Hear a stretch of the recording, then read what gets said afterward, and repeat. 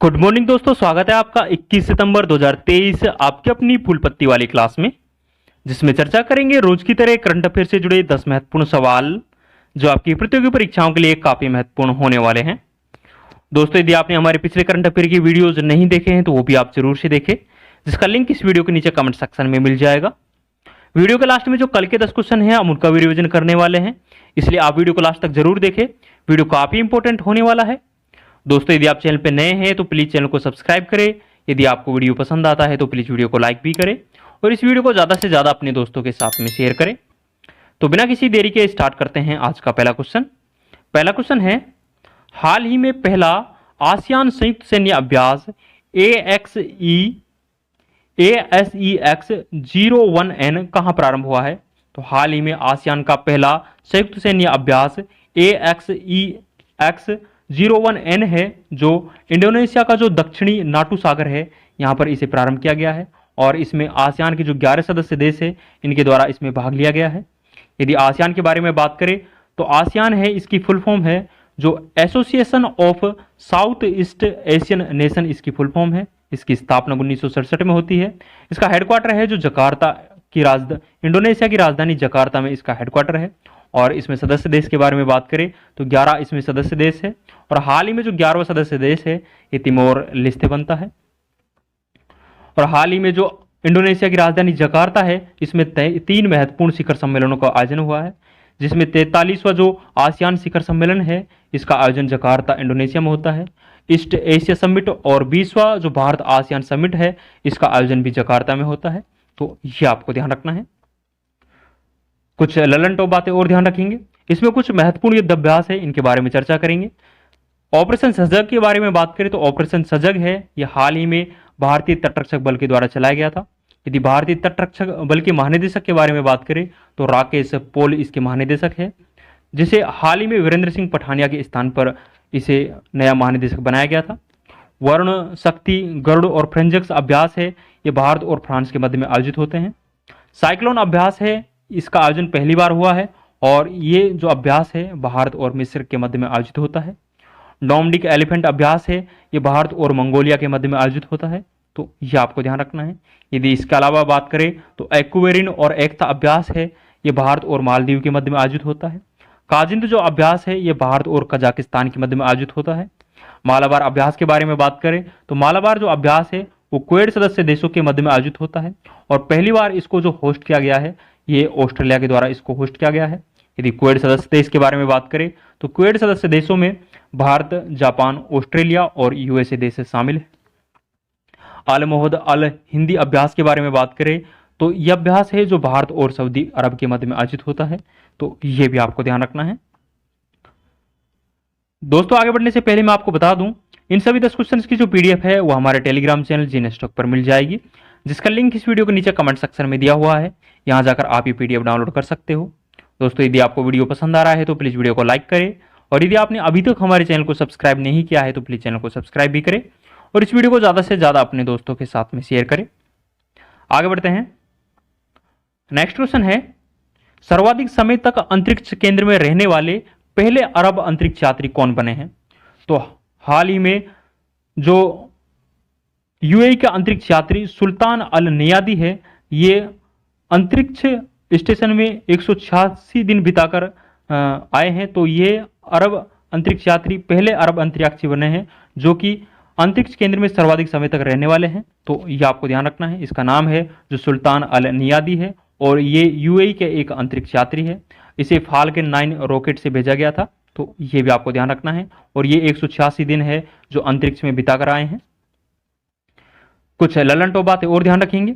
चंद्रयान 3 के बारे में बात करें तो चंद्रयान 3 को 14 जुलाई को LV-M4 रॉकेट से इसरो के द्वारा प्रक्षेपित किया गया था और ये जो चंद्रमा का साउथ पोल है उस पर सफलतापूर्वक 23 अगस्त को सफलतापूर्वक पहुंच जाता है। इसलिए भारत सरकार के द्वारा 23 अगस्त को राष्ट्रीय अंतरिक्ष दिवस मनाने की घोषणा की गई थी।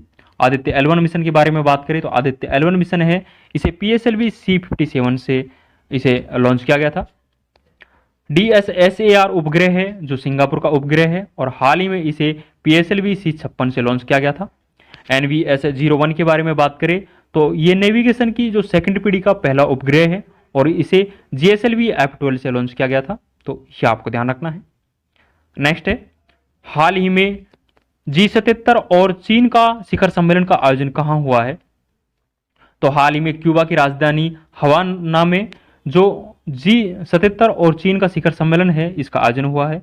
G77 के बारे में बात करें तो इसकी स्थापना 1964 में होती है और इसका आयोजन क्यों किया गया है? तो जो ग्लोबल साउथ है इसको मजबूत करने के लिए इस शिखर सम्मेलन का आयोजन किया गया है।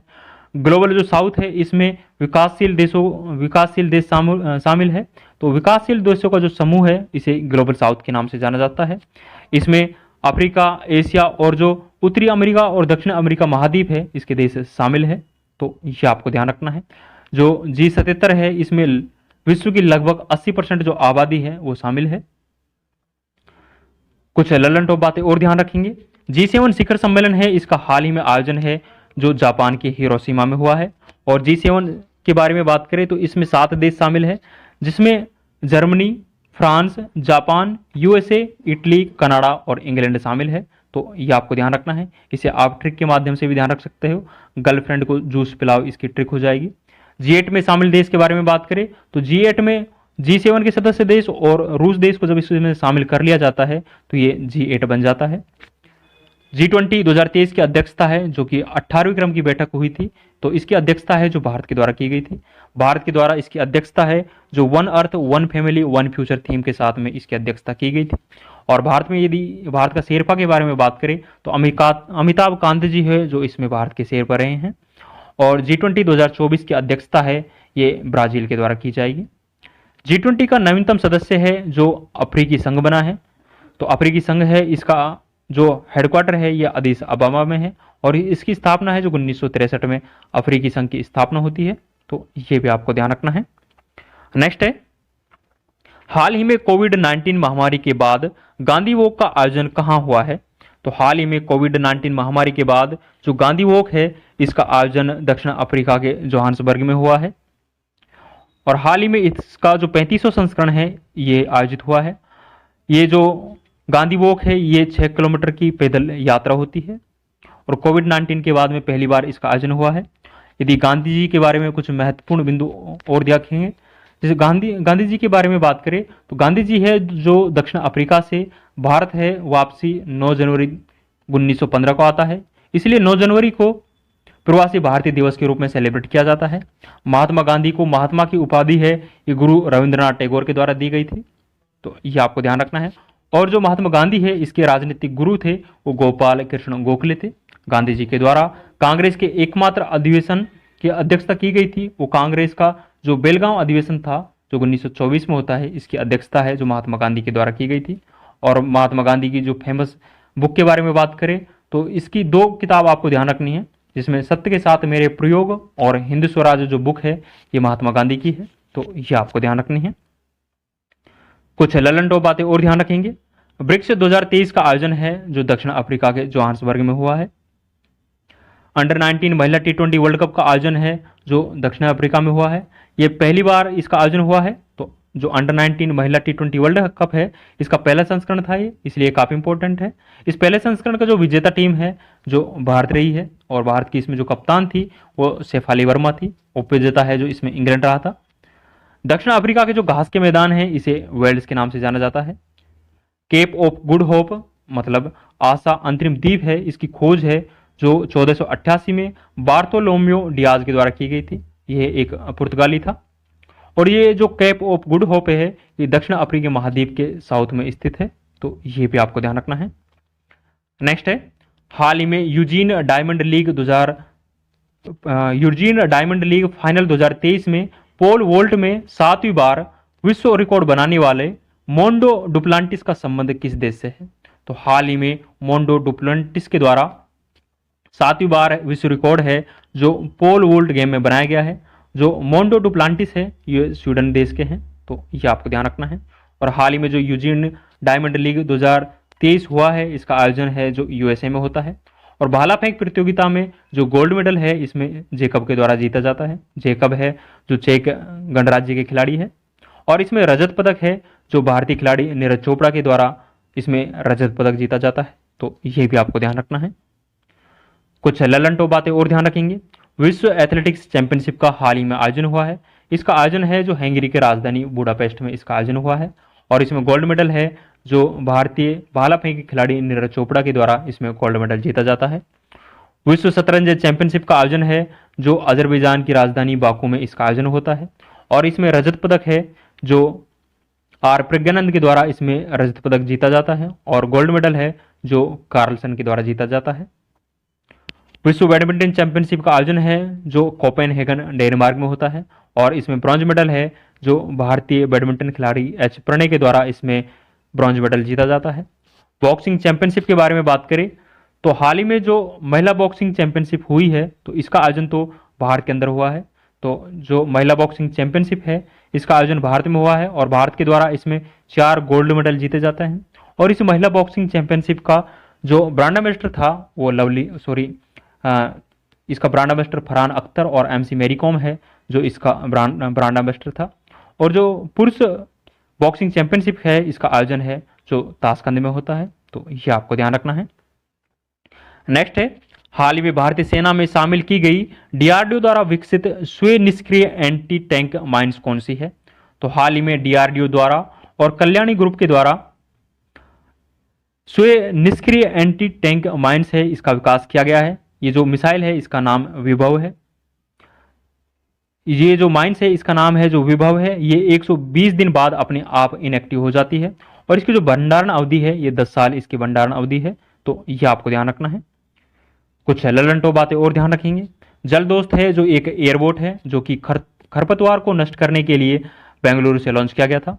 वर्णास्त्र है, वर्णास्त्र जो कि एक हैवीवेट टॉर्पिडो है। प्रबल है जो एक लंबी दूरी की रिवॉल्वर है जिसकी रेंज है जो 50 मीटर इसकी रेंज होने वाली है, और इसका निर्माण है जो कानपुर में इसका निर्माण किया गया था। प्रचंड है जो एक हल्का लड़ाकू हेलीकॉप्टर है, और इसका निर्माण है जो हेल के द्वारा इसका निर्माण किया गया था, मतलब हिंदुस्तान एरोनॉटिक लिमिटेड के द्वारा इसका निर्माण किया गया था।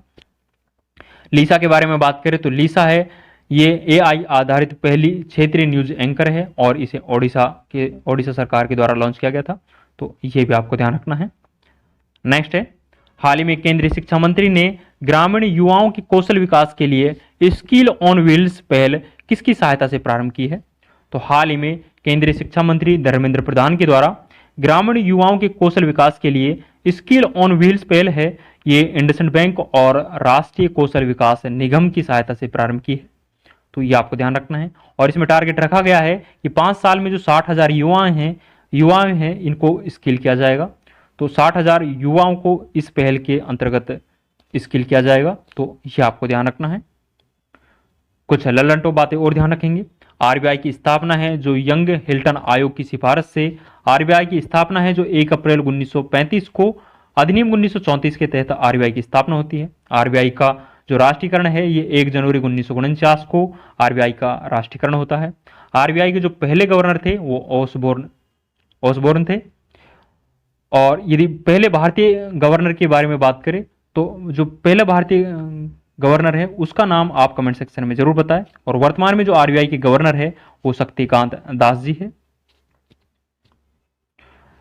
नेशन फर्स्ट ट्रांजिट कार्ड है जो एसबीआई के द्वारा लॉन्च किया गया है। जो नेशन फर्स्ट ट्रांजिट कार्ड है ये परिवहन के लिए एक कॉमन कार्ड होने वाला है, और हाल ही में इसे एसबीआई बैंक के द्वारा लॉन्च किया गया है।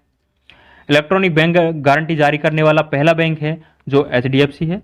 मास्टर कार्ड के नए जो चेयरपर्सन बनाए गए हैं वो रजनीश कुमार को बनाया गया है। आईबी साथी पोर्टल है इसे हाल ही में इंडियन बैंक के द्वारा लॉन्च किया गया है। नेक्स्ट है, हाल ही में 11 सूत्री विकास कार्यक्रम कहाँ लॉन्च हुआ है? तो हाल ही में जो 11 सूत्री विकास कार्यक्रम है इसे महाराष्ट्र सरकार के द्वारा लॉन्च किया गया है।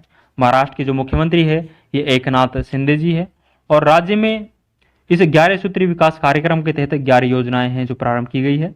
ये जो 11 सूत्री विकास कार्यक्रम है ये प्रधानमंत्री नरेंद्र मोदी के बर्थडे जो जन्मदिन है इस पर इस योजना को प्रारंभ किया गया है। कुछ ललंटो बातें और ध्यान रखेंगे।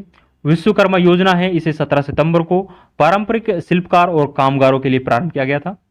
लाडली बहना आवास योजना है इसे मध्य प्रदेश सरकार के द्वारा प्रारंभ किया गया था। महाराष्ट्र सरकार द्वारा पहला स्माइल एम्बेसडर है ये सचिन तेंदुलकर को बनाया गया है।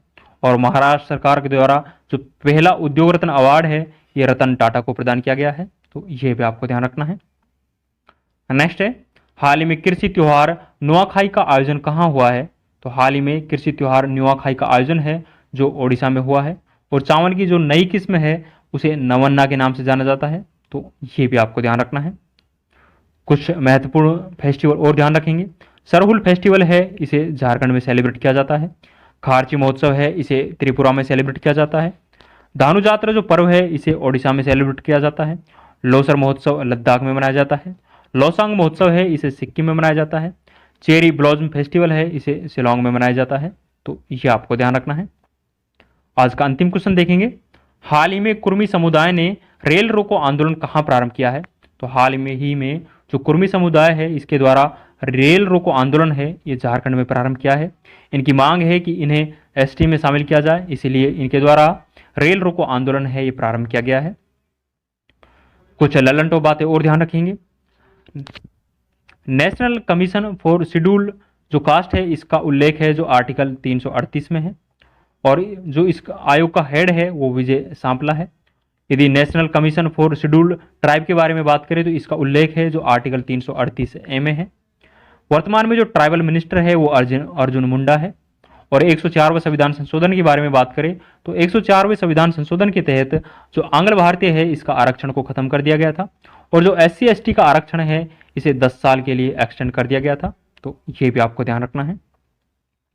दोस्तों ये 10 इंपॉर्टेंट क्वेश्चन से हमने आज के डिस्कस किए हैं। जो कल के 10 क्वेश्चन है उनका भी एक बार क्विक रिवीजन कर लेते हैं, जिसमें पहला क्वेश्चन है, हाल ही में भारत ने किस देश के राजनयिक को निष्कासित किया है? तो हाल ही में भारत के द्वारा कनाडा का जो राजनयिक है इसको निष्कासित कर दिया गया है।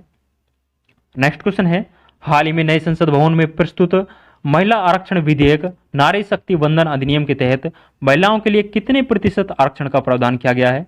तो महिलाओं के लिए 33% आरक्षण का प्रावधान है जो इस विधेयक के तहत किया गया है। नेक्स्ट है, हाल ही में यूनेस्को की विश्व विरासत सूची में शामिल होने वाला 42वां भारतीय स्थल कौन सा है? तो जो 42वां भारतीय स्थल है वो होयसल मंदिर समूह है, और जो 41वां विश्व धरोहर स्थल था वो शांति निकेतन था। नेक्स्ट है, हाल ही में G20 फ्रेमवर्क कार्य समूह की अंतिम बैठक का आयोजन कहाँ हुआ है? तो इस बैठक का आयोजन है जो छत्तीसगढ़ के रायपुर में हुआ है। नेक्स्ट है, हाल ही में भारतीय तटरक्षक बल ने पश्चिमी घाट पर तटीय सुरक्षा के लिए कौन सा अभ्यास का आयोजन किया है? तो हाल ही में जो भारतीय तटरक्षक बल के द्वारा पश्चिमी घाट पर तटीय सुरक्षा के लिए जो अभ्यास किया गया है वो ऑपरेशन सजग है। नेक्स्ट है, हाल ही में किस राज्य की अत्रियापुरम पुथार कुल्लू मिठाई को GI टैग मिला है? ये आंध्र प्रदेश की मिठाई है। नेक्स्ट है, प्रतिवर्ष अंतर्राष्ट्रीय रेड पांडा दिवस कब मनाया जाता है? तो ये जो अंतर्राष्ट्रीय रेड पांडा दिवस है प्रत्येक साल इसे सितंबर माह के तीसरे शनिवार को इसे सेलिब्रेट किया जाता है, और इस वर्ष इसे 16 सितंबर को सेलिब्रेट किया गया है। नेक्स्ट है, हाल ही में मुख्यमंत्री लाडली बहना आवास योजना कहाँ प्रारंभ की गई है? तो इसे मध्य प्रदेश में प्रारंभ किया गया है। नेक्स्ट क्वेश्चन है, हाल ही में सेना में शामिल सर्जन से देश की पहली पैरा कमांडो बनने वाली महिला सैन्य अधिकारी कौन है? तो मेजर पायल छाबड़ा है, ये महिला सर्जन से देश की पहली पैरा कमांडो बनने वाली महिला सैन्य अधिकारी है। अंतिम क्वेश्चन है, हाल ही में प्रधानमंत्री नरेंद्र मोदी द्वारा पुराने संसद भवन का नाम क्या रखा गया है? तो पुराने संसद भवन का नाम है जो संविधान सदन रखा गया है, तो ये आपको ध्यान रखना है।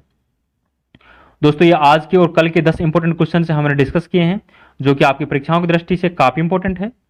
आज के सभी 10 क्वेश्चन की जो PDF है यह हमारे टेलीग्राम चैनल जीनस टॉक पर मिल जाएगी, जिसका लिंक इस वीडियो के नीचे कमेंट सेक्शन में दिया हुआ है, यहाँ जाकर आप ये PDF डाउनलोड कर सकते हो।